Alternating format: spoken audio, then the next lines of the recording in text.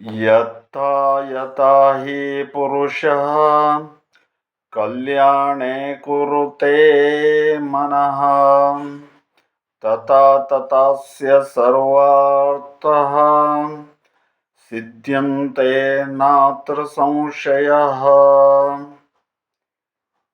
ಮನುಷ್ಯರು ಅಂತ ಹೇಳಿದರೆ ಮಾನವರು ಶುಭ ಕಾರ್ಯಗಳ ಬಗ್ಗಾಗಿ ಚಿಂತನೆಯನ್ನು ಮಾಡ್ತಾ ಹೋದರೆ ಅವರಿಗೆ ಅಷ್ಟ ಐಶ್ವರ್ಯಗಳು ಕೂಡ ಪ್ರಾಪ್ತಿ ಹೇಳ್ತಕ್ಕಂಥದ್ದು ಬಹು ಬೇಗನೆ ಆಗ್ತದೆ. ಮತ್ತು ದುಷ್ಟ ವಿಚಾರ ಅಥವಾ ದುಷ್ಟದ್ರ ಕಡೆಗೆ ನಾವು ಹೋಗಬಾರದು. ಒಳಿತಿನ ವಿಚಾರವನ್ನೇ ಆದಷ್ಟು ಹೆಚ್ಚಿನದಾಗಿ ಚಿಂತನೆಯನ್ನು ಮಾಡಬೇಕು. ಇವತ್ತಿನ ದಿವಸದಲ್ಲಿ ಹೋಳಿ ಕಾಮದಾನ ಅಂತ ಹೇಳುವಂಥ ಒಂದು ವಿಶೇಷವಾದಂಥ ಹಬ್ಬ.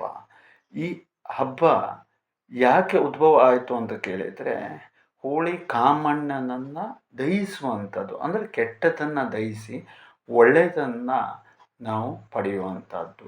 ಅಂತಹ ಒಂದು ಶುಭ ಸಮಾರಂಭದ ಸಮಯದಲ್ಲಿ ನಾವು ಒಳಿತಿನ ಕಡೆಗೆ ಮತ್ತು ಒಳ್ಳೆಯದರ ಕಡೆಯೇ ಚಿಂತನೆಗಳನ್ನು ಮಾಡಿಕೊಂಡು ಸಾಗೋಣ.